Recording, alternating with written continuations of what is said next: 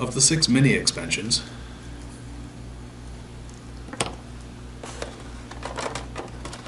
each marked on the tiles by its own small icon,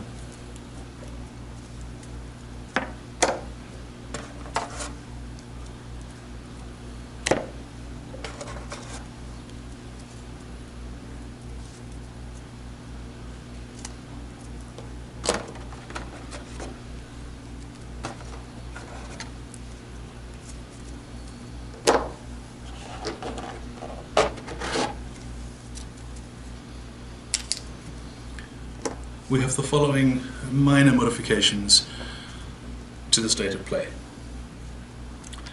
The flying machine, if you play this tile, you may play a meeple onto the road, into the field, or onto the flying machine itself. If you choose to play onto the flying machine, you roll this d3, and you move your meeple that many number of fields, that many number of tiles in that direction. You then choose on that tile whether to play on the road or in the fields. This might be a good tactic if you were trying to play onto that empty monastery that you had passed over in the past, because it's about to complete and give you a quick 9 points. However, you rolled the 2 and ended up playing into this field over here instead. So there's a little bit of a gamble to it. It takes a little bit of the... it doesn't take any skill out of the game, but it does add a small luck element into the game, which can be enjoyable for some players.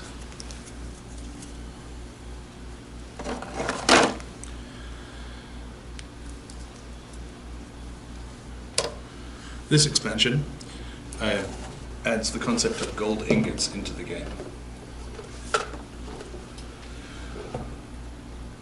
When you play a gold mine, a town marked with that small icon there, and with the much more visible gold mine on the tile itself, you can take 2 of the gold ingot tokens that come with the game,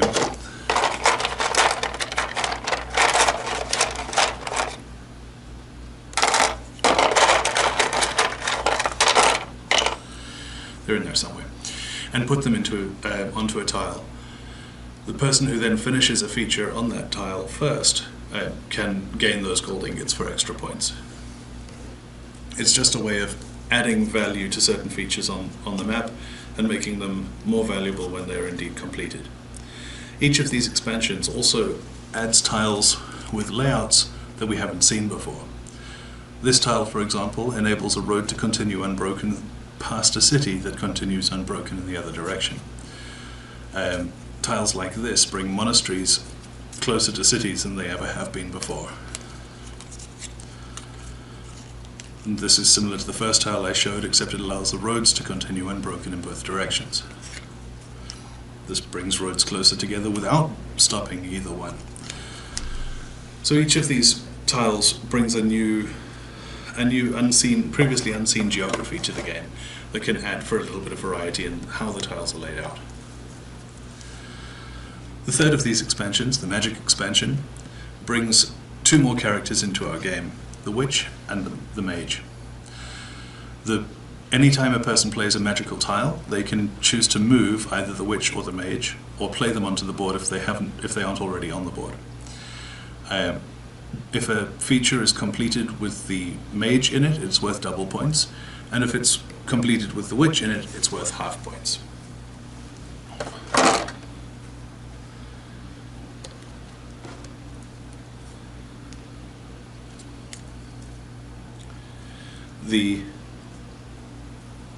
What did they call this? The robbers expansion? Yes.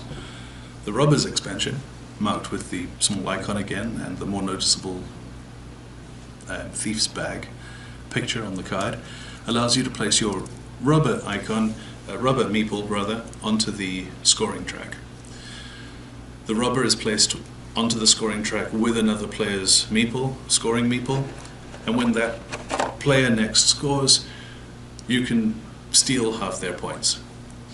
That player doesn't actually lose any points, you just get to gain half the points from their hard work.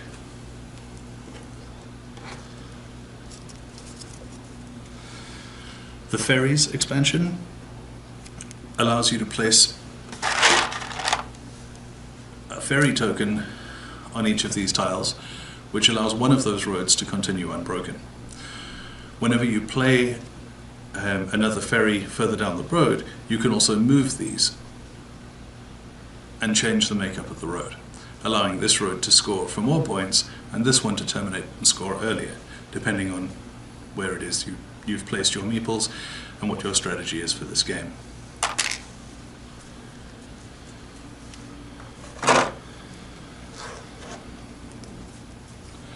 The Messengers mini expansion allows for a new type of scoring meeple to be placed on the scoreboard.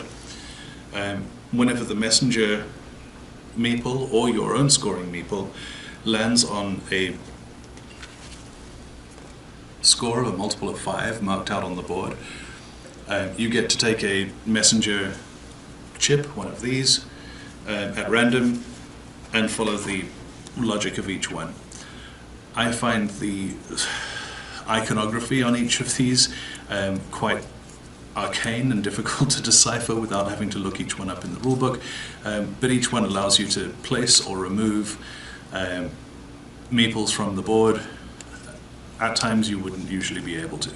So you could be able to get a quick score off a particular feature, or stop somebody else from scoring on one, or move one of your meeples from a low scoring place to a higher scoring place.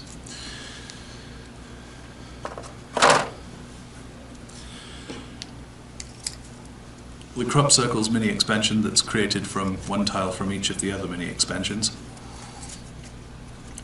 also allows you to move meeples around on the board. For each one of the types of meeples, we spoke earlier about farmers, knights,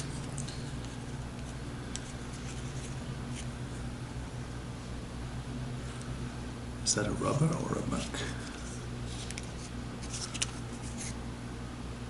It must be a rubber. A thief, rather. For each type of crop circle, you can either have each person remove one of their meeples of that type from the board, or place an extra meeple of that type onto the board. If your opponent is trying desperately to get one of his meeples off the board because he's running low on meeples, making him put another one down could be a sound strategy. If you see that they're about to score quite highly with the only thief they have on the board, making them pick it up before that road scores can work quite well in your favor. So again, that plays into playing with your opponent's strategy a lot more than building your own, and adds some significant interest to the game. The two larger expansions that come with this box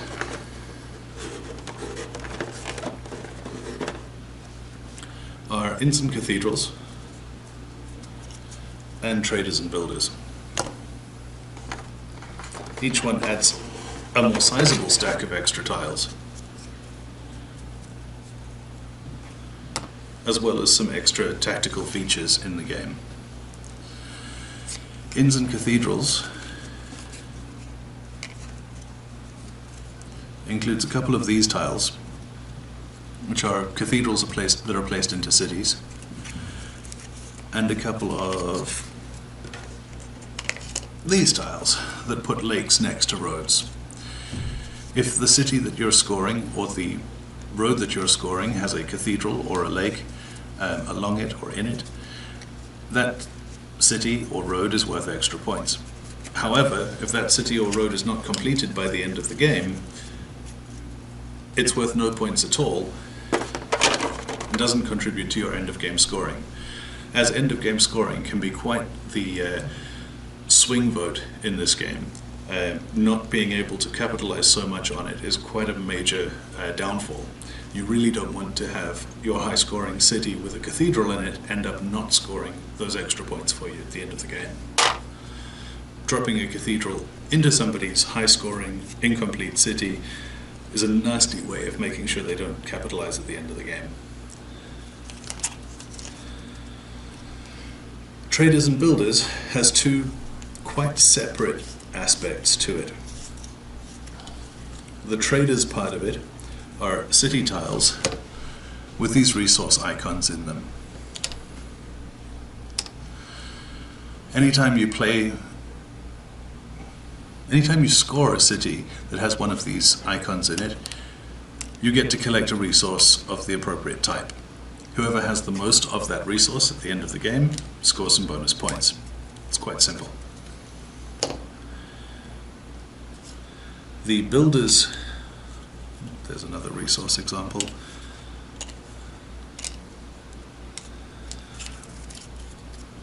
The builders part of this expansion is meeple based rather than tile based.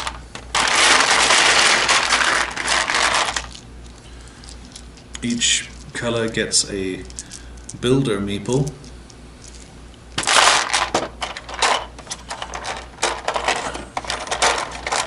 which looks like that, which can be played on a road. Anytime you add to a road that has your builder on it, you can play a second tile. It's quite a strong, powerful thing to be able to do, and as soon as your road is scored, your builder comes home. He isn't committed for the whole of the game, making him immensely useful in the long run.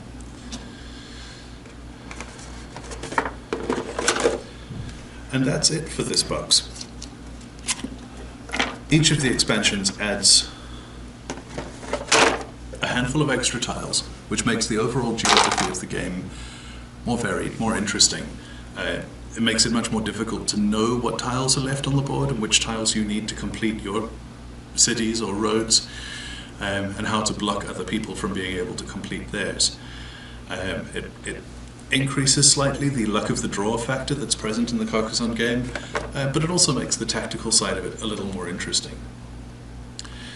As well as adding more tiles, each one adds that little tactical element that changes the gameplay just a little bit. I think all of them are interesting, all of them add something to the game that wasn't there before.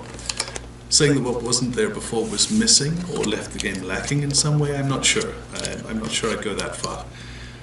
It adds interest, not necessarily interest that was needed, but it certainly does add to the game in the long run, and I'm glad that I have access to these expansions. It's interested me enough to go shopping for the other expansions that are available for Carcassonne, and there are quite a few by now. The game's been around for well over 10 years. And when I get them all, I will do a small video talking through what each one adds as well.